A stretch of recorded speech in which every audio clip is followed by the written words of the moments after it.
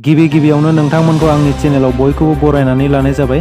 नोंथांमोना सानफ्रोमबोनि खौरां मोननो थाखाय आंनि एसबि रादाब इउटिउब चेनेलखौ साबस्क्राइब खालामनानै लादो। लोगोसे खौरांखौ मोजां मोनोब्ला लाइक, कमेन्ट आरो शेयार खालामनानै होदो। आंनि बे खौरांफोरखौ मोजां मोनगोन आरो खौरांफोरखौ जोबजासिम खोनासंलांगोन होननानै आसा खालामनाय थाबाय। दानिया नोंथांमोना खौरांखौ खोनासंलांदो। दिनैनि गिबि खौराङाव दं 18 नं मानास सेरफां ब्लक बिपिएफनि आफादगिरि गणेश बसुमतारिया बिपिएफ हान्जाखौ नागारनानै गुबुन राजखान्थि हान्जायाव जयेन जादोंब्लाबो बिपिएफ दोलोआ जेबो खहा गैया होननानै बिजनि जिल्ला बिपिएफनि आफादगिरि रमाकान्त बसुमतारिया बुंदों। 18 नं मानास सेरफां ब्लक बिपिएफ दोलोनि आफादगिरि गणेश बसुमतारिया इउपिपिएल दोलोआव जयेन जानायखौ लानानै बिपिएफ हान्जाया गोख्रों फिनजाथाय होदों। थांनाय 30 जुनखालि मानास सेरफां ब्लक बिपिएफ हान्जानि आफादगिरि गणेश बसुमतारिया जयेन जादोंमोन। बेखौ लानानैनो बिजनि जिल्ला बिपिएफ दोलोआ बुङोदि 18 नं मानास सेरफां ब्लक बिपिएफनि आफादगिरि गणेश बसुमतारिया बिपिएफ दोलोखौ नागारनानै गुबुन राजखान्थि हान्जायाव जयेन जादोंब्लाबो बिपिएफआ जेबो खहा गैया।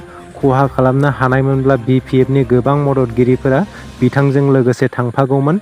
बिथाङा हारसिङैसो इउपिपिएल दोलोआव जयेन जादों।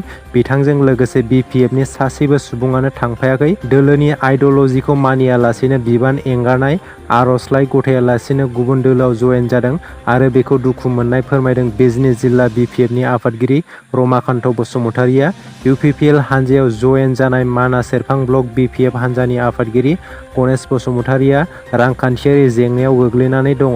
बिथांखौ माखासे सुबुङा बुरखायनायजों इउपिपिएलआव जयेन जानायनि सन्देह खालामजाथाव होननानै गोख्रों रावजों बुंथिदों बिजनि जिल्ला बिपिएफनि आफादगिरि रमाकान्त बसुमतारिया। गुबुन फारसेथिं मानास सेरफां ब्लकआव बिजेपि आरो इउपिपिएलनि गोबां मददगिरिफोरा बिपिएफआव जयेन जाफैनो थागथियारि जानानै दं होननानैबो फोरमायथिदों रमाकान्त बसुमतारिया। केएलअ आरो बिएलए हान्जानि सा 7 सोद्रोमाफोरखौ हमनो हादों।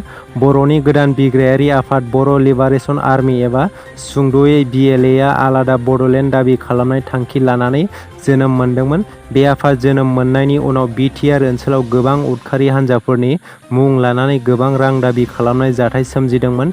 बे जाथायजोंनो लोब्बा लाखिनानै आसाम पुलिसआ मोनसे गोख्रों सिग्रोमनाय हाबाफारि लानाय जादोंमोन।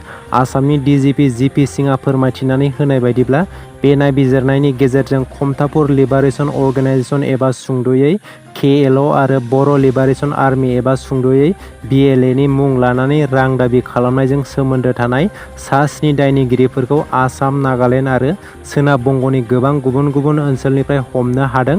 हमजानाय केएलअ आरो बिएलए आफादनि सोद्रोमाफोरनि मुङा फारियै दावहारु बर', अमित बर', बुमसा बर', रेंगोना ब्रह्म, काजल राय, बुद्धिमान देबबर्मा आरो बिजय तेरन होननानै सिनायथिनो हादों। रासियानि हादरगिरि व्लादिमिर पुतिनखौ बुथारनो खैसार सादोंमोन, नाथाय फेलें जाबाय। रासियानि सेक्रेट सार्भिसआ हादरगिरि व्लादिमिर पुतिनखौ बुथारनो नागिरनाय खैसार सानायखौ फेलें खालामबाय।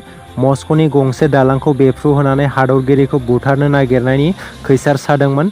रिपर्टनि बायदिब्ला जाय लामाजों हादरगिरि व्लादिमिर पुतिननि गारिया खारलांनो नागिरदोंमोन बे लामानि गेजेराव थानाय दालांनि गाहायाव बमखौ दोननाय जादोंमोन।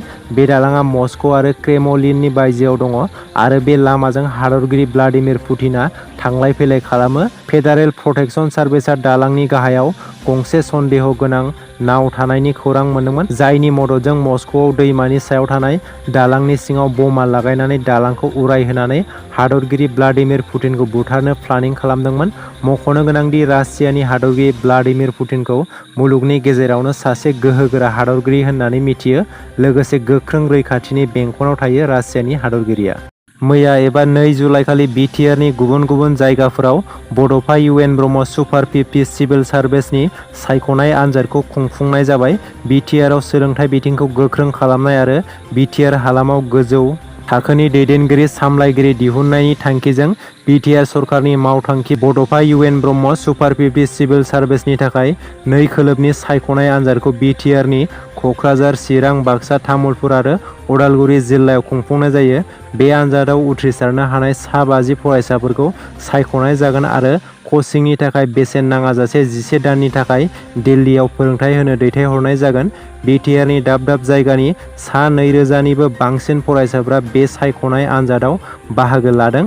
बिटिआर सरकारा सोलोंथाइनि फारसे नोजोर लाखिनानै बड'फा इउएन ब्रह्म सुपार 50नि गेजेरजों सिभिल सार्भिस, मेडिकेल आरो इन्जिनियारिं एन्ट्रेन्सनि थाखाय सायख'नाय आनजादखौ खुंफुंनाय जाबाय आरो बेनि सोलोंथाइखौ सिगां उथ्रिसार जानो हानाय फरायसाफोरा लागासिनो दङ होननानै तामुलपुर बियाबनि एमएलए जलेन दैमारिया मिथिहोदों। आसामाव फिन आरोबाव बिलाथि जौनि बेसेनखौ बारायबावबाय।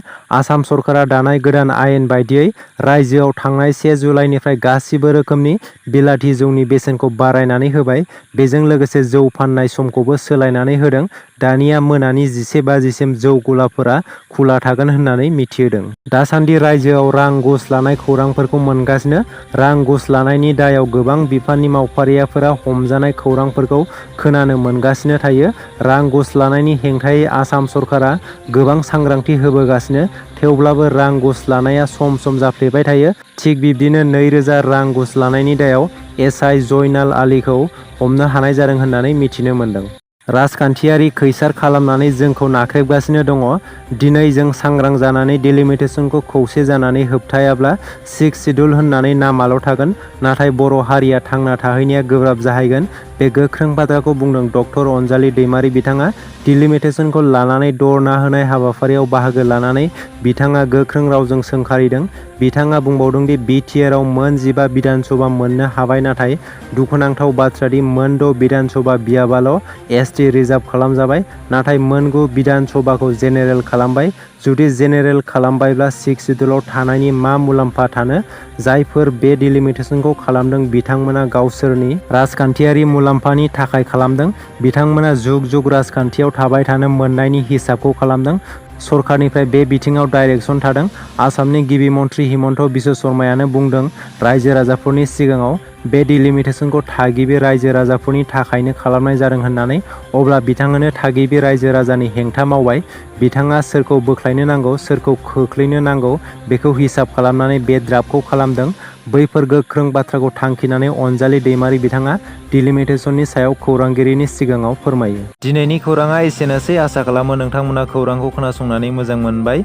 खौरांखौ मोजां मोनदोंब्ला मोनसे लाइक खालामदो। लोगोसे सानफ्रोमबोनि खौरां मोननो थाखाय आंनि एसबि रादाब इउटुब चेनेलखौ साबस्क्राइब खालामनानै लादो। गोजोन्थों।